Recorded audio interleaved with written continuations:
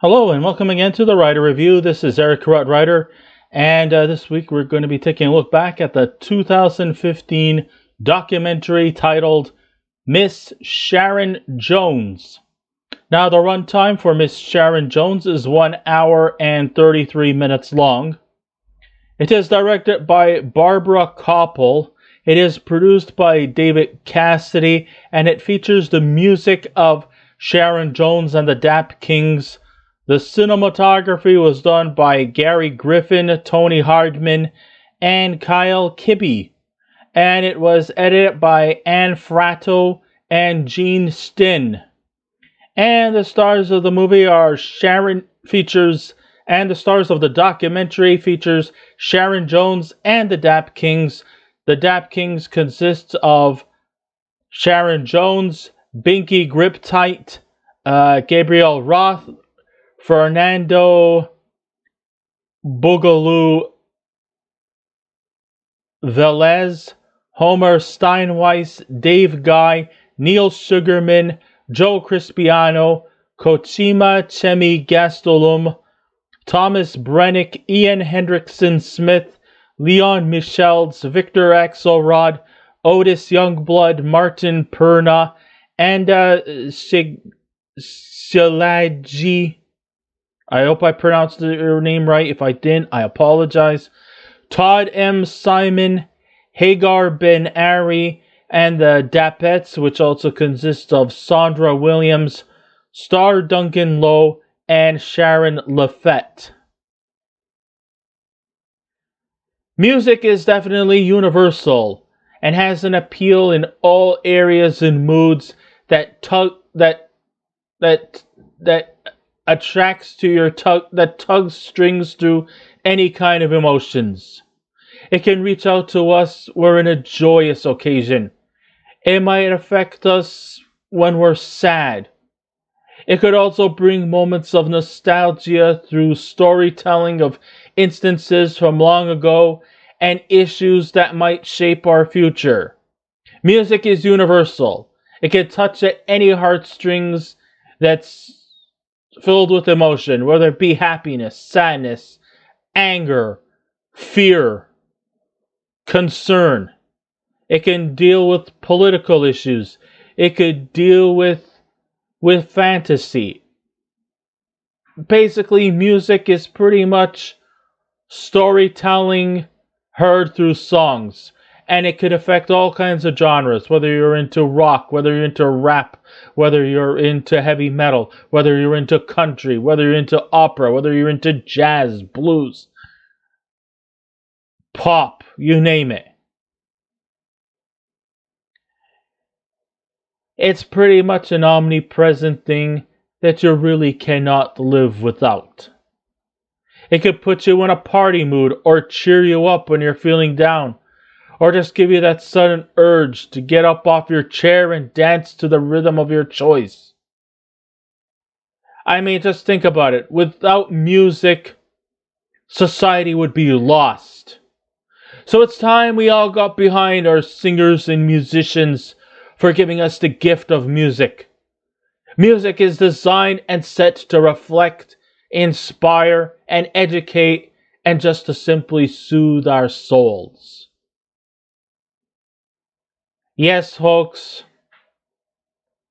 music is definitely one of the most communicative tools to get our messages and our voices heard. I mean, if you don't want to be talked to, sometimes it might be just best to just sing it out. Put some words together, and you'll have yourself a nice little song. It doesn't matter what genre of music that you prefer. It could be anything of your choice. But in this movie, or documentary of Miss Sharon Jones, we're looking at blues and jazz here. One particular individual the one individual that made that happen is that we pay our respects to the legacy of rhythm and blues sensation Miss Sharon Jones. Miss Sharon Jones, of course, was born in 1953. Sadly, she passed away in 2016. But her journey is definitely things that is worthy of a documentary. And though Sharon Jones was not as highly publicized as other singers and musicians, there is plenty to admire about this outstanding individual. Aside from being a late bloomer in the music industry, Sharon, who fronted her band, the Dap Kings, kept the soul legacy alive through her raw energy, enthralling voice, and vibrant charisma that drew huge crowds wherever she and her band toured. Though she can be compared to the likes of soul singers like Aretha Franklin or James Brown. Yeah, I had to take the two biggest names. In the end, she didn't want to be the next Aretha Franklin or the next James Brown. She wanted to be the one and only Sharon Jones.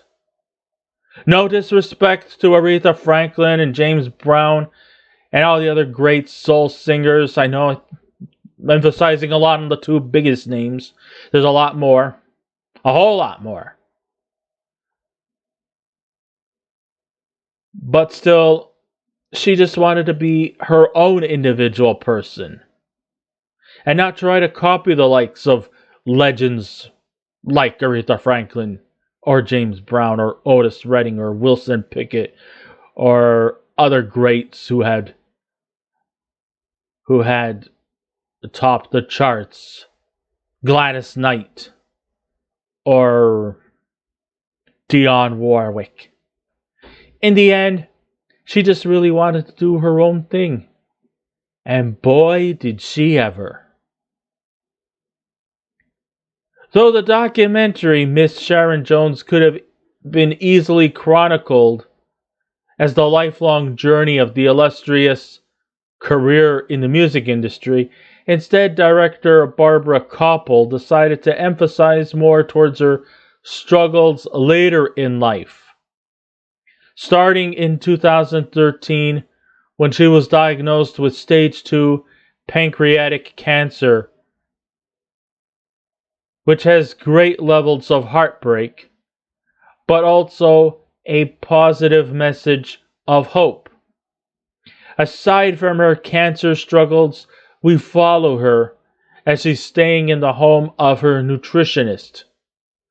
We see her as she leads her band, who's not fully functioning as they're working on their 4th album and having to cancel a tour while Sharon is convalescing from her illness.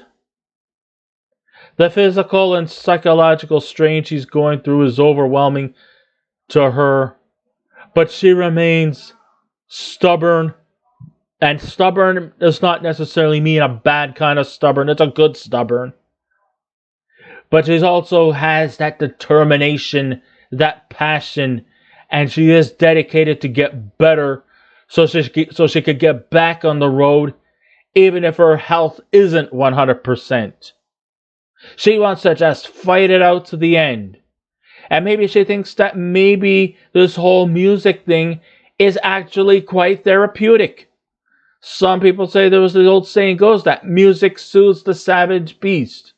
Now, although the savage beast is not like something like from an eye point of view, it's from her physical health. Her physical health is the savage beast. And the savage beast is vicariously placed inside of her. That pancreatic cancer is the savage beast. But she's just not going to just rest on her laurels and let this savage beast get the best of her. Hell no. She's going to go out there and she's going to go out there and she's going to go out and do an ass-kicking job entertaining the crowds and putting all her troubles and her illnesses behind. Because that was what her mantra was about. And you got to applaud her for it. And the thing is also, she comes across as a very humble individual. She also seems to also be very selfless, not just in her own physical health, but she also has a lot of care and respect for the people who work for her. Her backup band. And her backup band, to her, it also deserves a lot more credit than what they get. Sure, Sharon is the front person in the group. Sure, Sharon is the band leader because she's the lead singer. And her bandmates, her backup singers, the Dapettes are always there to lend support for her. And her band members also have a moment of credibility because they are, of course, the backbone of Sharon Jones and the Dap Kings. And she's not just concentrating just on her physical illnesses. She also has a lot of respect and selflessness towards her band members. And the reason why she wants to return isn't just to be a showboater. She wants to return so that she and her band can be paid. Because without her, their financial status isn't very compromising either. If they're not performing, then they're not going to get any money. And of course, they have families too. They have families too. They have to feed. They have bills to pay. And they also got to go through a lot of financial difficulties too.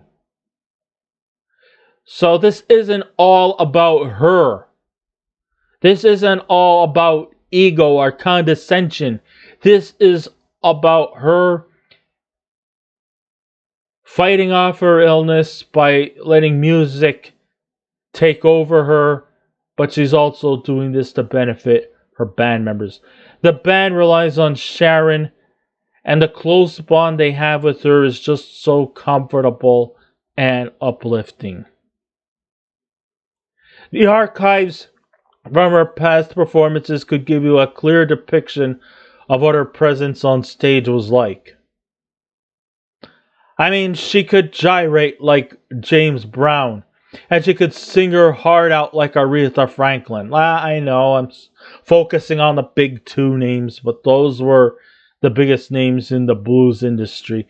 She loves her fans equally as much as the fans love her back. And all her life, her soul roots have played a pivotal role that is carried on with her wherever she went. In one sense, while on the road to recovery, she was seen singing gospel at a Brooklyn church she attended when she was young. It's hard to tell if this has any effect on her character or if she is really that, religious, but it's still a heartwarming scene nonetheless. I get it, maybe she could be a Baptist, but that's all secondary. She's singing her heart out. And for that, you gotta give her credit.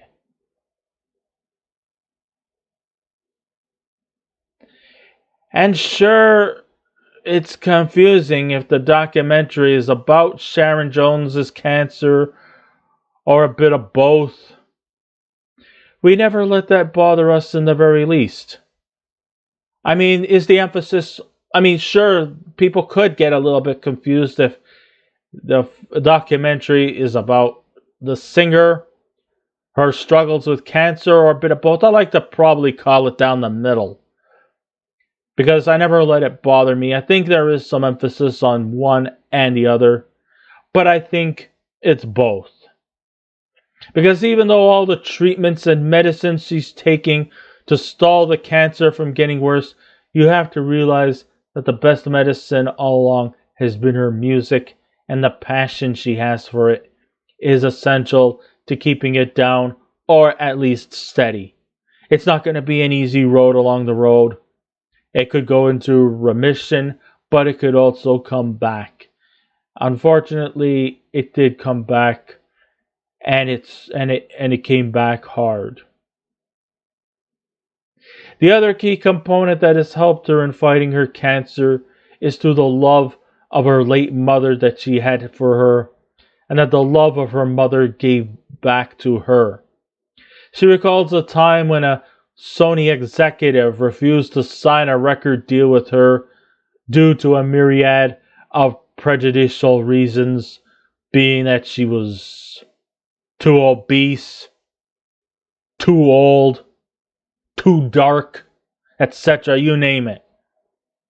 But the one thing that Sharon relied on the most was that no matter what struggles she went through in life, she could always ensure that her mother was always there for her, and that's what motivated her to keep following her dreams. And the thing is that Sharon always remained a very positive individual. We hardly ever see Sharon cry. But the only time we ever really see her cry is when she talks about her mother. Because her mother has always been her biggest fan when nobody else gave a damn. And because of her love of her mother, she wishes she was there as she's fighting a deadly disease and trying to put up a good fight. And sure, her performances are seen through the clips indicates that she will stumble from time to time, as most artists tend to do. Nobody's perfect. Everybody stumbles. Some more than others. But you know what? You don't laugh. You support. You encourage. We don't ridicule. We feel bad when she messes up her lyrics or when her energy level fizzles out. But then again, that's perfectly understandable. We fizzle.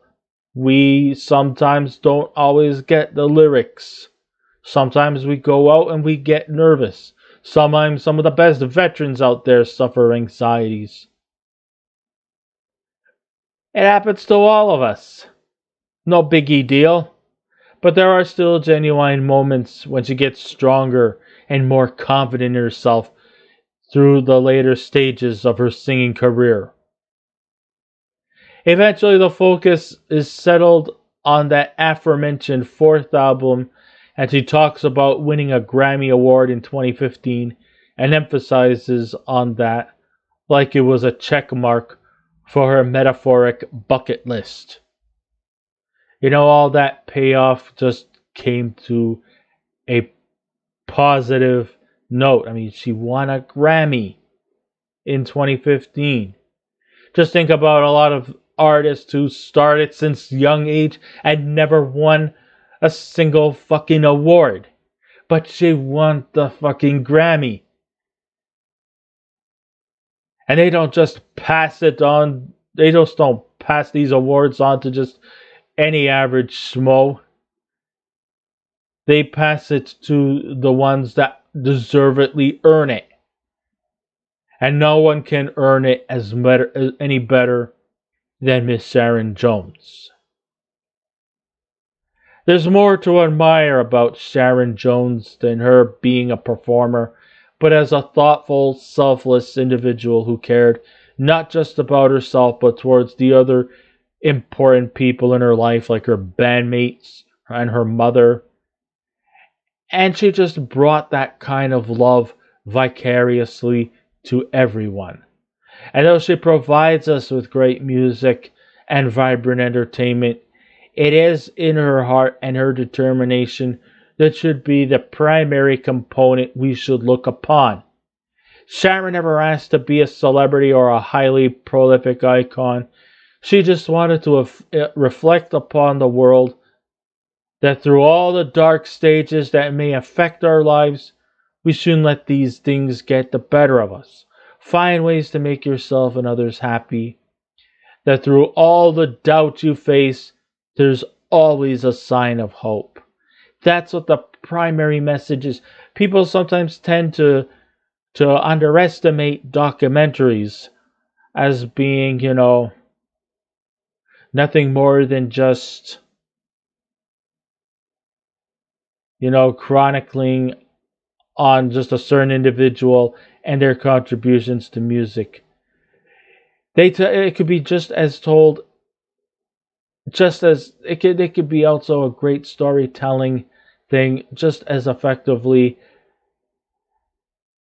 as a regular movie. I mean, if this could have been made into a biopic, it also probably could have gotten just as much critical acclaim. But because this is a documentary, it just makes everything just seem more authentic. And this movie truly, truly captures the heart and the spirit that we sometimes tend to take for granted. But Sharon Jones was a person who didn't take things for granted, and she just did not let any kind of obstacles or burdens get in her way. And though she fought hard, and it's a sad thing that she's not with us anymore, but I think her legacy and her love will continue to become a part of all of us. And we hope that we can all give that love back to one and all. So on a scale of 1 to 10, if I was to give this documentary, if I was to give it a rating out of 10, I would give Miss Sharon Jones a 9.5 out of 10. I highly recommend you to see this one. So I guess this ends my writer review. Thank you all for listening in. If you wish to subscribe to my YouTube channel, please feel free to do so. If you wish to leave a comment, go right ahead. But just remember the 3 simple rules: be kind, be courteous, and please refrain from any rude comments. And I will be back again with another movie review. So until next time, this is Eric Carrot Writer saying, keep watching those movies, and I'll see you around. Goodbye.